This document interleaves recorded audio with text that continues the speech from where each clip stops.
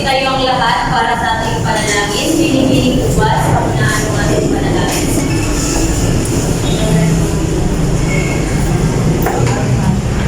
Our Father, who art in heaven, hallowed be thy name. Thy kingdom come, thy will be done on earth as it is in heaven.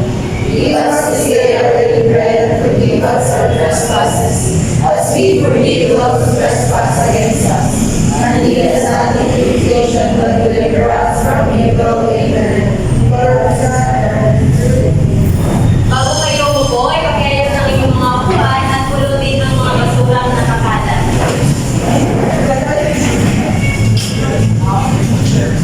Magandang umaga, class.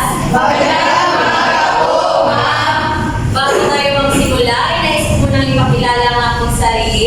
Ako nga pala si Binibining Riana Aldamia at ang aking kapares ay ako po pala si Binibining Glenn Ubas. At kami ang inyong magiging guro sa araw na ito. May liban ba sa umagang ito, class? Mabuti naman kung ganun, sapagkat may palibago na naman tayong paksang tatalakayin sa umagang ito. Kung sa bahay ninyo ay may batas, ganun din sa paaralan natin ay mayroong batas. Ito ay tinatawag natin mga kasunduan sa loob ng ating klase. Sino ang makapagbibigay ng ating mga kasunduan? Binibining Toledo? Dapat po umupo ng maayos. Umupo ng maayos. Sino pa? Binibining Hiran? Taas ang kanyang kamay kapag gustong sumuli. Sino pang gusto kong magbigay? Binibining Bunungan? O tilahok sa mga pangkatang gawain. Ilahok sa pangkatang gawain. Sino pa? Wala na. Binibining. Kaya huwag makipag-usap sa katabi. Maasahan ba namin ang lahat ng ating kasunduan hanggang sa katapusan ng ating klase? Opo! Mabuti naman kung gano'n. Handa na ba ang lahat? Opo! Kung handa na, ngayon papangkatin ko kayo sa tatlong pangkat. Ito ang unang pangkat hanggang kay Lunungan at ang pangalawang pangkat hanggang kay Binibining Mandas, Mandaw. At panghuling pangkat hanggang kay Anali. Ang gagawin niyo lamang ay may bibigay ako isang sulatin. Ang tanging gagawin niyo lang ay basahin niyo ng maayos at sabihin kung ano ang nilalaman ng isang sulatin. At bawat grupo ay pumili ng isang representante upang pumunta dito sa harapan at magpaliwanag. Bibigyan ko lamang kayo ng 5 minuto.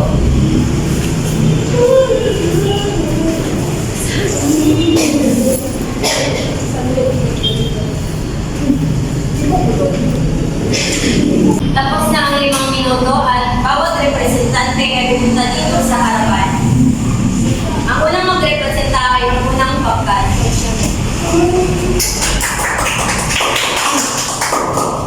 Bago ko sisimula ng aking paliwanag, isang mapagpalang araw muna sa inyong lahat. Hindi ko nang bawal sa akin ang ibinigay sa akin na gawain.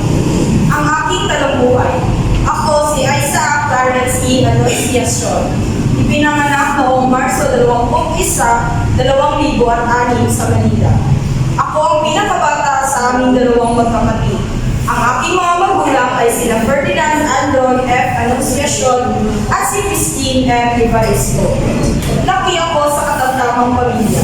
Nag-aral ako sa Homeschool Global. Gusto ko maging architect o di kaya ay animator paglaki ko para matulungan ko ang aking mga magulang. Ang aking mga gawain ay ang maglaro ng computer at maglaro sa labas. Ngunit ngayon dito sa Malaysia ay hindi masyado makapaglaro dahil sa labas dahil wala pa akong kilala. Ang aking paboritong paksa ay matematika. So, base sa inyong narinig na aking binasa, ang aking binasa ay napapatungkol sa isang tao. Ito ay binanggit dito kung ano ang kanyang background, kung saan siya nagmula, kung sino ang kanyang mga magulang, kung anong petsa ng kanyang kapanganakan, at iba pa mga impormasyon na tungkol sa kanya. Okay, maraming salamat. Bigyan natin siya ng isang bagsa. At susunod naman ay ang pangalawang pangkat. Pumunta na dito sa harapan at ibahagi ang inyong sulatin. Ang talambuhay ng aking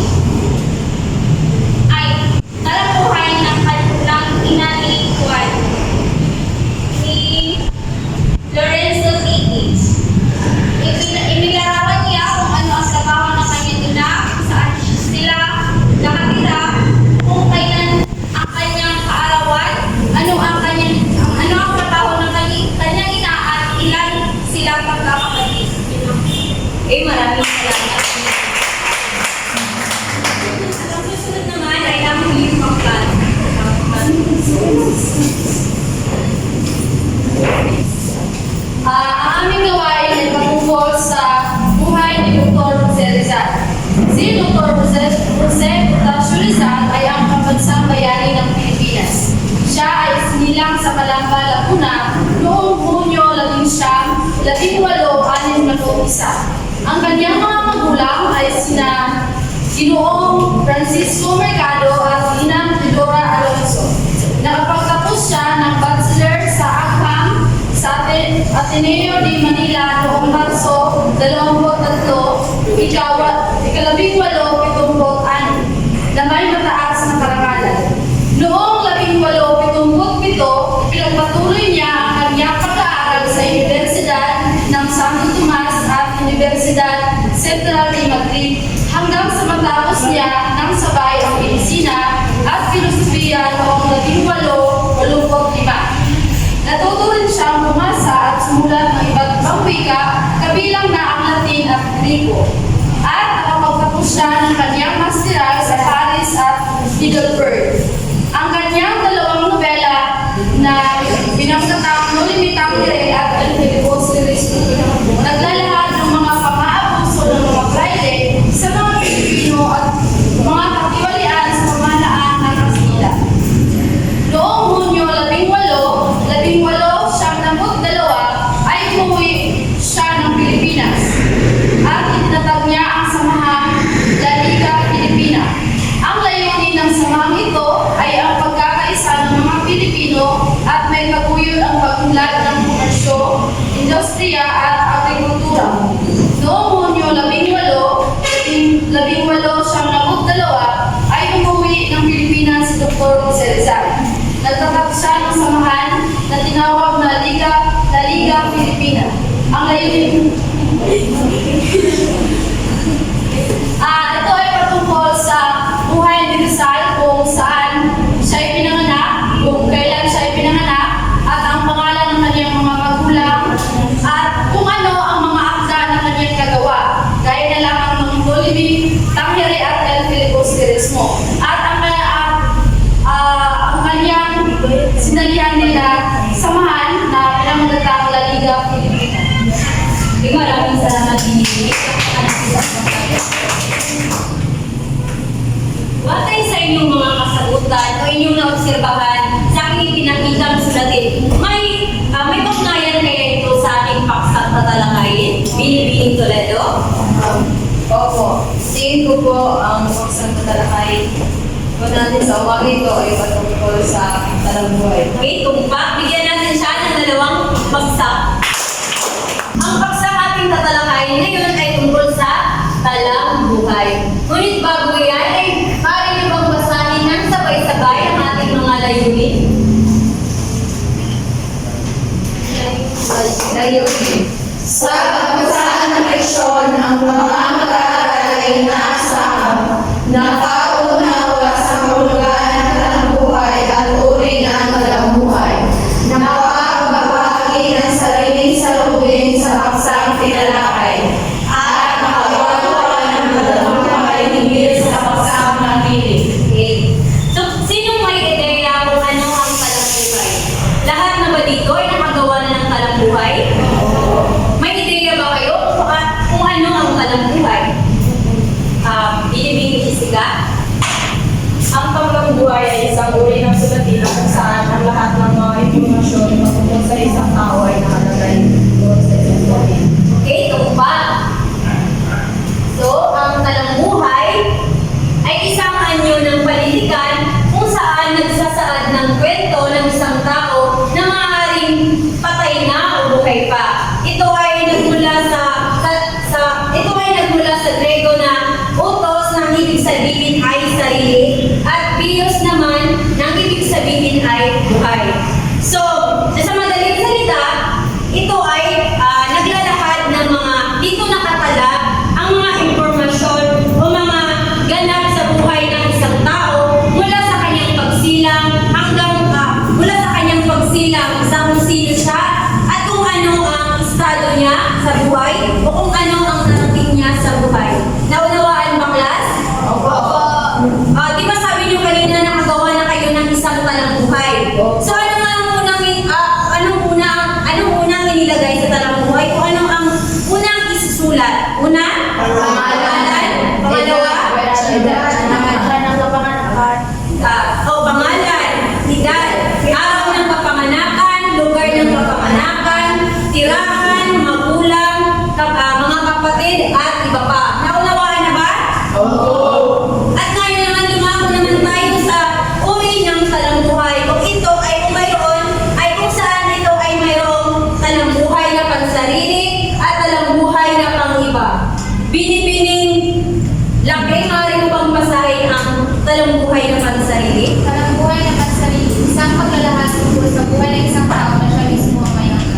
maraming salamat. Maaari ka ng upo. So, ang ibig sabihin, tayo mismo ang gumawa, ay tayo mismo ang author o may akda ng sarili nating talambuhay. Gaya na lang, halimbawa nito, ang aking talambuhay. O tayo yung gumawa, ang aking talambuhay. So, pangalawa, Binibini Toledo. Talambuhay ng pag-iba. Isang paglalahad ng mga kaganapan sa buhay ng isang tao na isinulat ng ibang tao. Okay, maraming salamat. So nakasaad din dito na tayo yung may akda, pero ibang buhay yung ginawa natin ng talambuhay o pinto. Halimbawa nito yung binasa sa pangkatatlo kanina na tungkol sa talambuhay ni Jose Rizal. Naunawaan na ba, class? Oo. At ipagpatuloy ni Glenn. At ngayon, dahil naunawaan niyo na ang aming tinalakay kanina, ay magkakaroon ulit tayo ng pangkatang gawain. At para sa inyong pangkatang gawain, sa kaparehong pangkat lamang ay sumulat kayo ng isang talambuhay tungkol sa paksang interesado.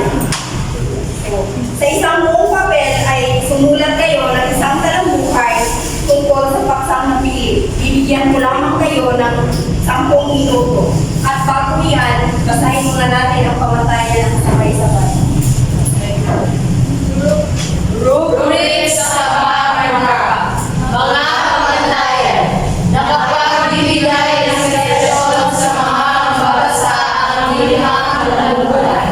Nagalaman ng mga kasaluhan ng paghalubuhay. Na isa-isay ang mahusay ng mga nangyayari na buhay. May simula, gitna at wakas. At ngayon, maaari na kayong magsimula. Tapos na ba ang lahat? At ngayon, dahil tapos na ang lahat, ay pumili kayo ng isang representante sa inyong grupo at basahin ang inyong ginawa dito sa harapan. Pero basahin na kayo. Pupunod ako kung sino ang maunang bumasa dito sa harapan.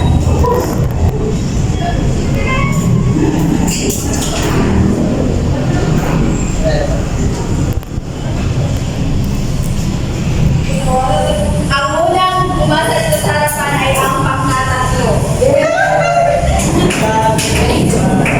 Magandang tanghali sa ating lahat. Nagawa ko ng talambuhay na kung saan interesado kami ay tutungkol sa talambuhay ko yung isa sa isay ko. Ako si Sherry K. Toledo, 20 taon. Ay, 20 Ako si Sherry K. Toledo, 22 taong gulang. Nakatira ako sa Hostelman sa Buanga del Norte.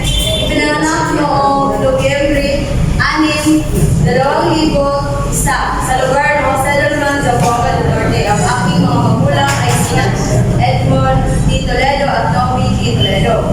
Tanging ama ko na lang ang nagtataguyod sa pag-aral sapagkat kumana ng aking ina noong Disyembre 7,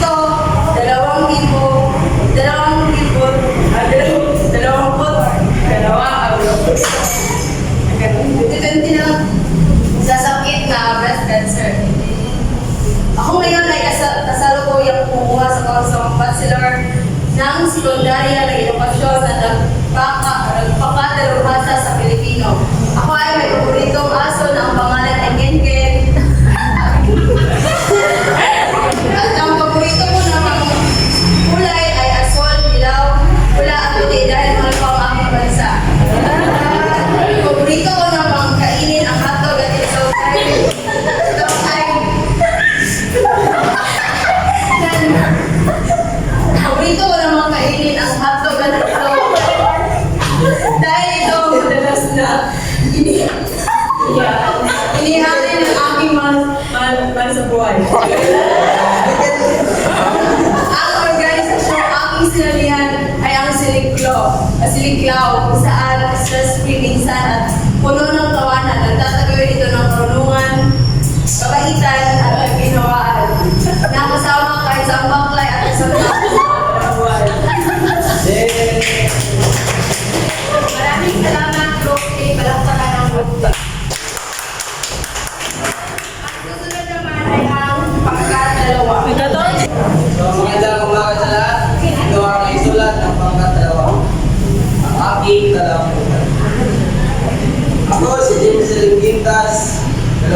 2 taong gulang. At ipinanganak noong 17 na Disyembre taong 2001 sa Calao, Cagayan. Ang aking magulang ay sinandi sa Quintas at ang amay na kapag-amahan sa Pilipinas. Ang hanap buhay ng aking mga magulang ay simpleng magsasaka lamang. Ngunit hiniyon at lang upang maabot ko ang gusto maabot ng aking mga para sa kanila, ang edukasyon lamang ang tanging magpapaangat sa nalulugmok ng institusyon. At para na rin titingalain ang birong may pagmamalaki sa lahat ng mga nagmamali. Ako ay nagsikap at nag-aral ng mabuti.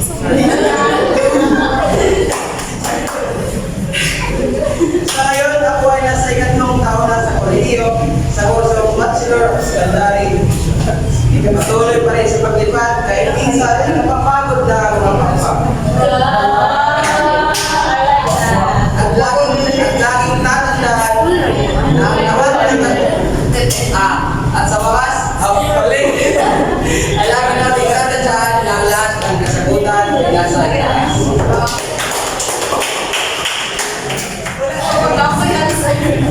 Yan ang limang bagsakang grupo. Ngayon naman, muna tayo sa Ang aking talangbuhay. Ako si Michael Dalman Ramirez, o mas kilala bilang si Ludo.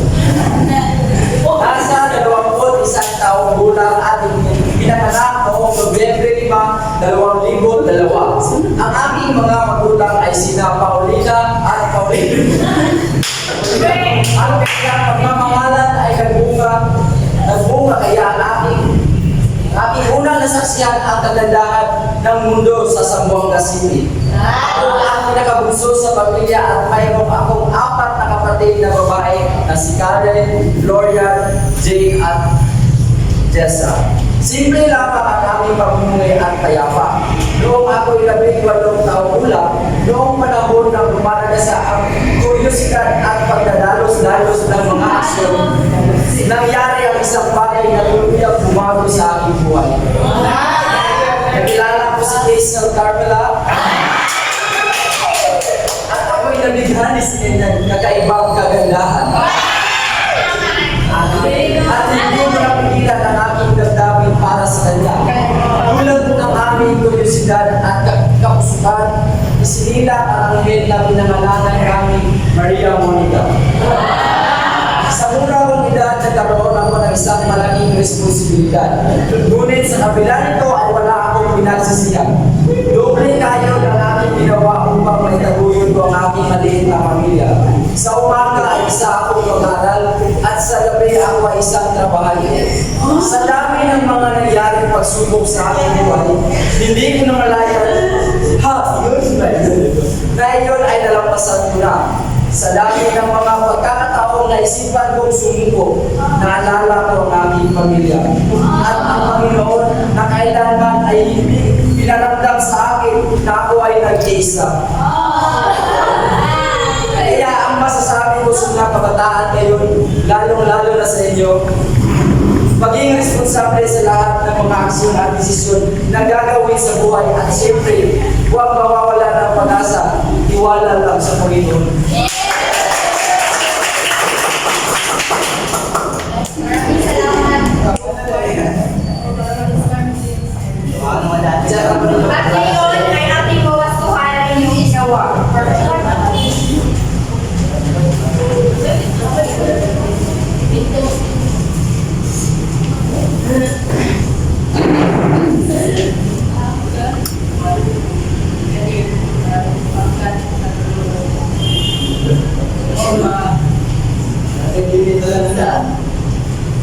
So sa pangkat 3, nakapagbibigay inspiration sa mga magbabasahang likas ng buhay. 4 na po. Yay! Nagla naman ang kasabihan ng talang buhay. 3 puntos. Yay! Naisalaysay ang mahusay ang mga pangyayaring pinagdaanan ng tauhan. May simula, gitna at wakas. Meron naman, so 4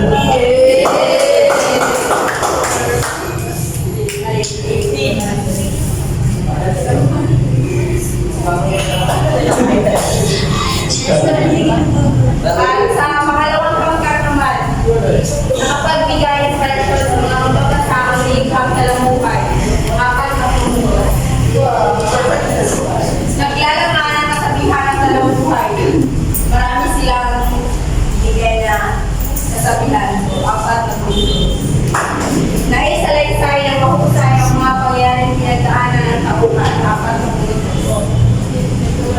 At 4 na punto.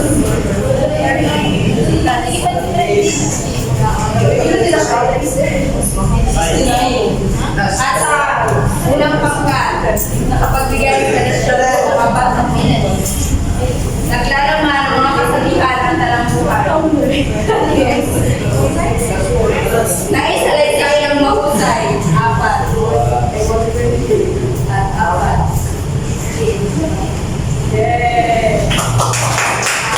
Pagkaan ang inyong mga sarili.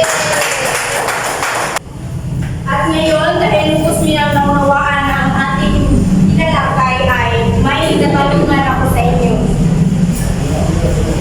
Ay, meron ba kayong mga katanungan? Kung gayon, ako ang magtatanong sa inyo.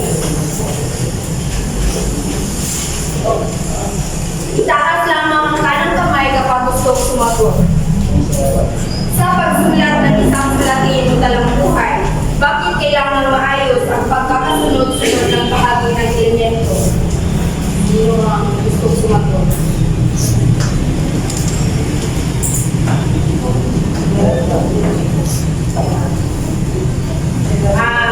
Eliminate blando. Para sa akin, ang pagsulat ko ng talangkuhan ay dapat maayos ang pagkakasunod ng mga elemento para hindi malilito madaling intindihan ng isang magbabasa ang Okay, maraming salamat Marilo. Malakpakan si Marilo. Sino pa ang may ideya?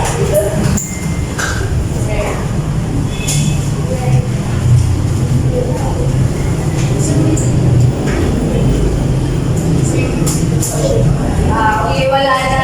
At ngayon, sa pangalawang katanungan naman tayo. Sa pagsulat ng talangkuhay, bakit kailangan iwasan ang maliligoy na pananalita? Sino ang gusto mag-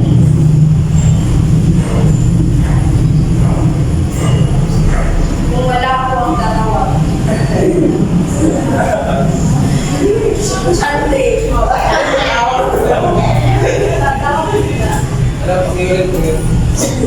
Sa pagsulat ng talangkuhay, bakit kailangan iwasan ang mga maliligoy na pananalita?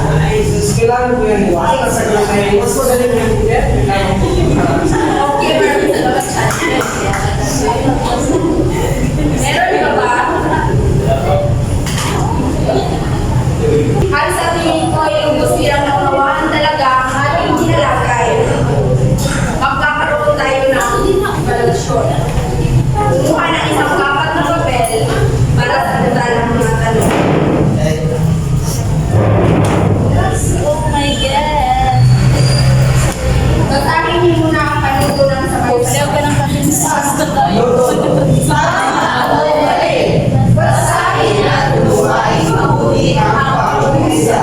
Sulat ang tama kung tama ang pahayag at mali kung mali ang pahayag. Maaari na kayong nasulat. Kung tapos na ay pagpasa niyo yung papel sa muna. Pag-utilisan.